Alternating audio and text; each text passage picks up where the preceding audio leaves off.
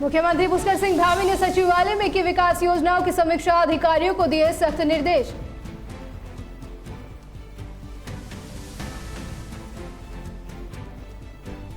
BJP प्रदेश महामंत्री कुंदन परिहार ने कांग्रेस पर किया पलटवार, कहा डूबते जहाज में कोई सवार नहीं होना चाहता।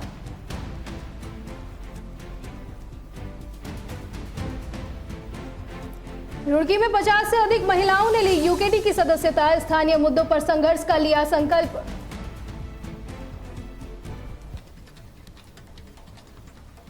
और इसी बीच बड़ी खबर सामने आ रही है विकासनगर से, जहां हार्डवेयर की दुकान पर भीषण आग लगी है। इस वक्त की बड़ी खबर हम आपको बता रहे हैं, जहां दुकान में रखे प्लाई बोर्ड केमिकल से आग भड़की है। आपको बता दें, सूचना पर फायर ब्रिगेड और पुलिस मौके पर पहुंची। फायर ब्रिगेड ने कड़ी मशक्कत के बाद आग पर काबू पाया। साथ ही वहां एसएसआई शिशुपाल सिंह राणा भी मौके पर मौजूद रहे। तो ये बड़ी खबर विकासनगर से, जहां हार्डवेयर की दुकान में भीषण आग लगी है। आपको बता दें कि आग लगने का कारण दुकान में रखी प्लाई बोर्ड केमिकल से भड़की है आग, जहां पर सूचना पर फायर ब्रिगेड और पुलिस मौके पर पहुंची और फायर ब्रिगेड ने कड़ी मशक्कत के बाद आग पर काबू पाया। साथ ही एसएसआई शिशुपाल सिंह राणा भी वहां पर मौजूद रहे। आग लगने की सूचना आई थी मंडी चौक विकासनगर देहरादून, जिस पर तत्काल थाने से पुलिस वाला और चौकी बाजार के चौकी इंचार्ज और सभी मौके पर पहुंचे। फायर सर्विस को सूचना दी थी, फायर सर्विस मौके पर पहुंच गई थी। आग पे काबू पाया जा चुका है और नुकसान का भी आकलन किया जाएगा। कुल कितनी दुकानें हैं? और 2 दुकानें थी, लेकिन मालिक उनका एक ही है। 2 दुकानों में आ गई, एक प्लाईवुड और सैनिटरी की दुकान है। चलिए खबरों की ओर रुख करेंगे। मुख्यमंत्री पुष्कर सिंह धामी ने सचिवालय में थराली, केदारनाथ और रुद्रप्रयाग समेत 5 विधानसभा क्षेत्रों की विकास योजनाओं की समीक्षा की।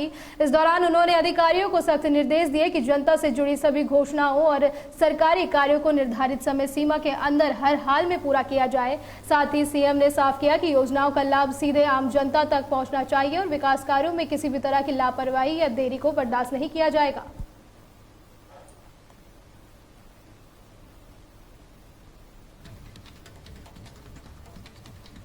वहीं बीजेपी प्रदेश महामंत्री कुंदन परिहार ने कांग्रेस के उस दावे पर पलटवार किया है जिसमें बीजेपी के 12 बड़े नेताओं के कांग्रेस में शामिल होने की बात कही गई थी।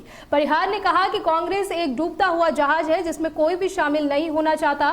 साथ ही उन्होंने तंज कसते हुए कहा कि कांग्रेस में अभी सिर्फ 6 कार्यकर्ता शामिल हुए हैं, जिससे पार्टी में आपसी विवाद शुरू हो गया है।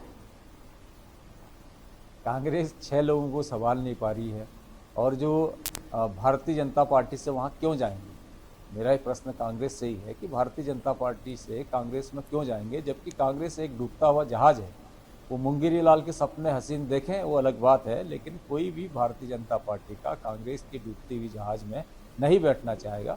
कांग्रेस पहले अपने कार्यकर्ताओं को ही संभाल लें, जो 6 लोग गए हैं उनको संभाल लें, उसके बाद वो आगे की चिंता करें। क्योंकि कांग्रेस का कोई भविष्य नहीं है। कांग्रेस इस उत्तराखंड में निश्चित रूप से आज जिस रसातल पर पहुँच चुकी है, निचले स्तर पर कांग्रेस के कार्यकर्ता भी अपने नेतृत्व से हताश हैं। कोई कार्यक्रम उनको काम करने के लिए नहीं है और कोई योजना उनकी नहीं है। 2027 तो दूर की बात है। कांग्रेस पहले जो अपना आंतरिक उनका संगठन है, आंतरिक उनका लोकतंत्र है, उसी में सामंजस्य।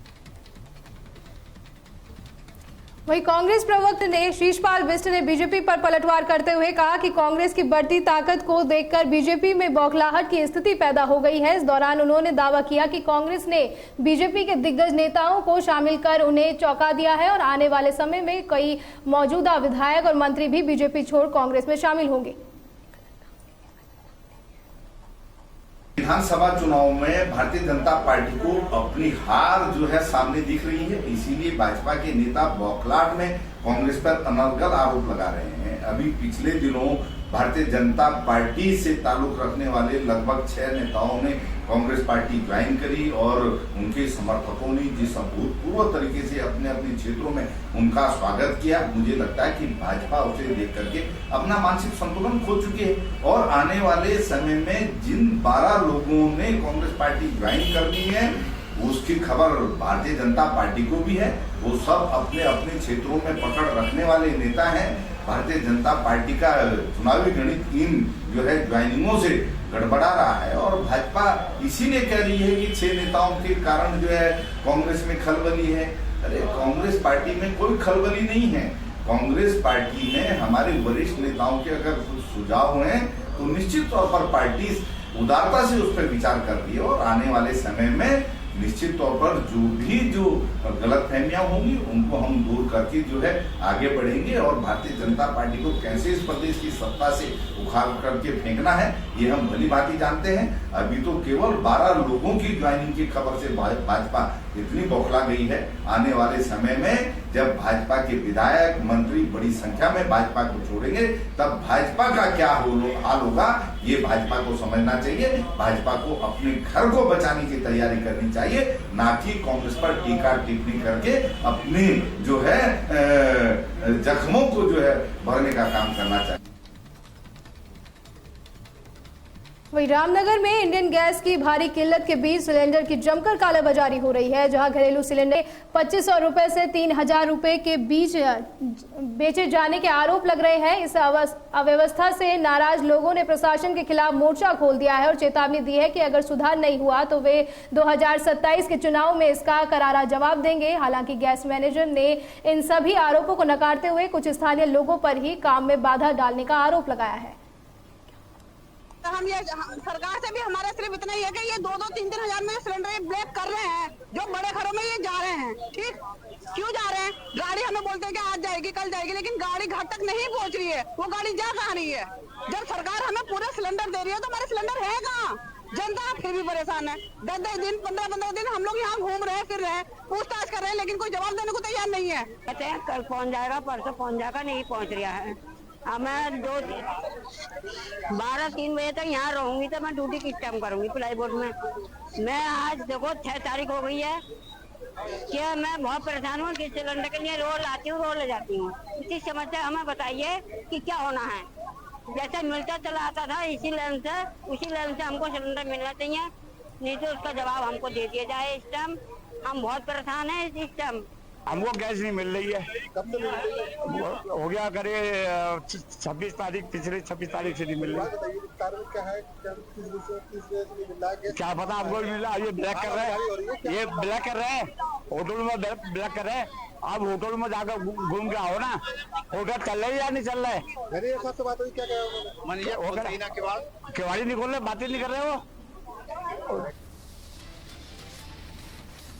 रुड़की के भंगेड़ी गांव में आयोजित एक महिला सम्मेलन के दौरान 50 से अधिक महिलाओं ने उत्तराखंड क्रांति दल की सदस्यता ली। इस दौरान पार्टी के जिला अध्यक्ष मास्टर दीपक लाखवान ने महिलाओं को नई जिम्मेदारियां सौंपी और शिक्षा स्वास्थ्य की बिगड़ती स्थिति पर चिंता जताई। साथ ही उत्तराखंड क्रांति दल नेताओं ने राष्ट्रीय दलों पर हमला बोलते हुए कहा कि उनके पास विकास का कोई विजन नहीं है। तेजी के साथ में चारों तरफ जो है महिलाएं जुड़ती जा रही है, पुरुष जुड़ते जा रहे हैं और ब्राह्मण जुड़ते जा रहे हैं। ठीक है, उत्तराखंड क्रांति दल एक विकल्प के तौर पर जनता को मिला है सौभाग्यपूर्ण तरीके से। और दोनों पार्टियां जितनी भी है, राष्ट्रीय पार्टी, इन सब राष्ट्रीय पार्टियों से उत्तराखंड की जनता त्रस्त आ चुकी है। चारों तरफ उत्तराखंड क्रांति दल की लहर चल रही है और अगर यही हल रहा तो एक दिन हम इन राष्ट्रीय पार्टियों को उत्तराखंड के सीमा से बाहर निकालकर छोड़ के आएंगे। ये देख के बहुत ही उत्साह देख के मुझे बहुत ही खुशी हुई। मैं एक्सपेक्ट नहीं कर रही थी इतनी महिलाएं आ जाएंगी और इतना अच्छा वो प्रोग्रेस करेंगी, इसमें इतना अच्छा इंटरेस्ट दिखाएंगी।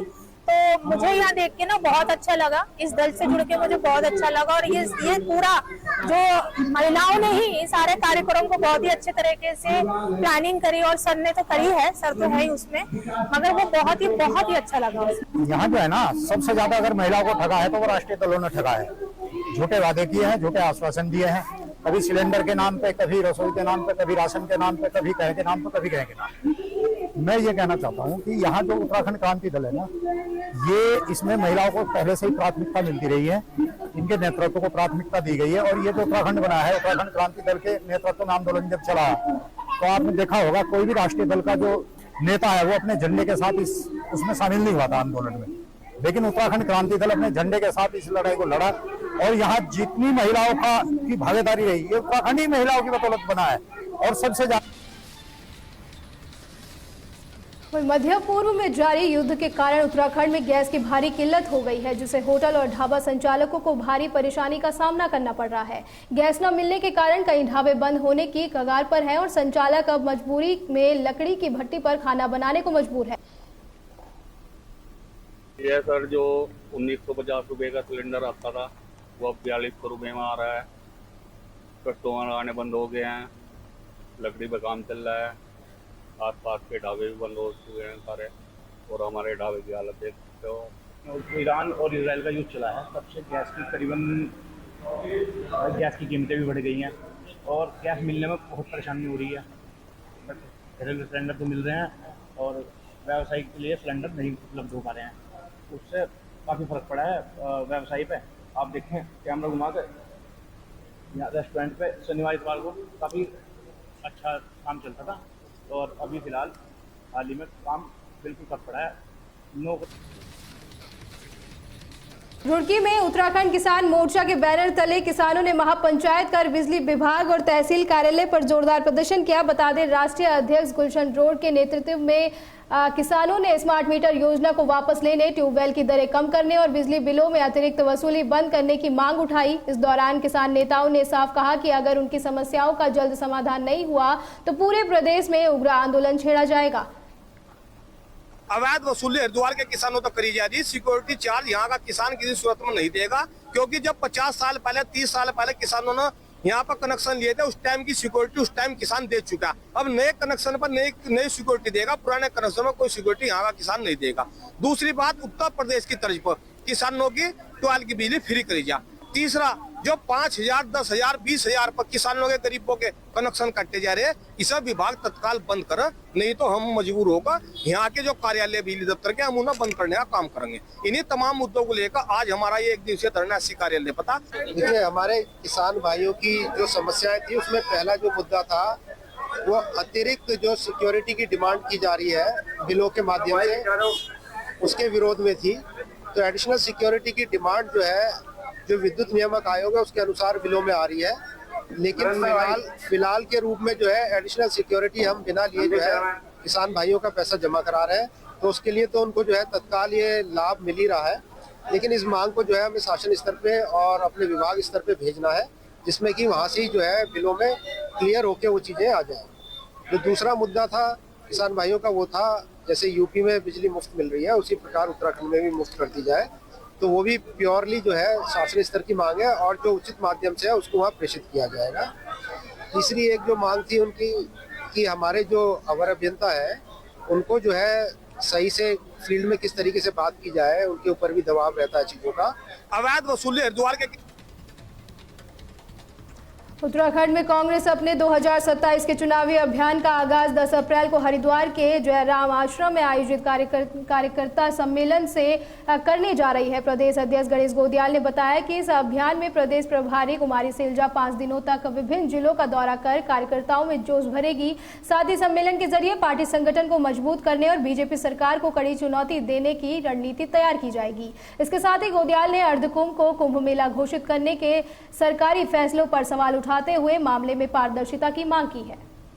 राज्य के दौरे पर आ रही हैं, उनके इस दौरे का कार्यक्रम उधम सिंह नगर के रुद्रपुर से लेकर और मसूरी, देहरादून, कोटद्वार, हरिद्वार, इन सब स्थानों पर, हल्द्वानी, इन सब स्थानों पर है। इस 5 दिन के दौरे में वो अलग अलग जगहों पर सभी वरिष्ठ नेताओं से बातचीत करेंगी, कार्यकर्ताओं से बातचीत करेंगी और हमारी पार्टी की नीतियों से जो आगे संगठन को मजबूत करने के लिए और प्रदेश में आने वाले चुनाव को मद्देनजर रखते हुए जो भी हमारी बातें हैं, कार्यकर्ताओं में उत्साह भरने का काम करेंगे। हम सब आज कांग्रेस जन यहाँ पर इसलिए इकट्ठे हुए हैं कि वो जो कार्यक्रम है यहाँ पर प्रस्तावित, वो सही तरीके से हो सके, लोग अपनी बात आदरणीय प्रभारी जी तक पहुँचा भी सकें और उनकी बातों को ध्यान से सुन भी सकें।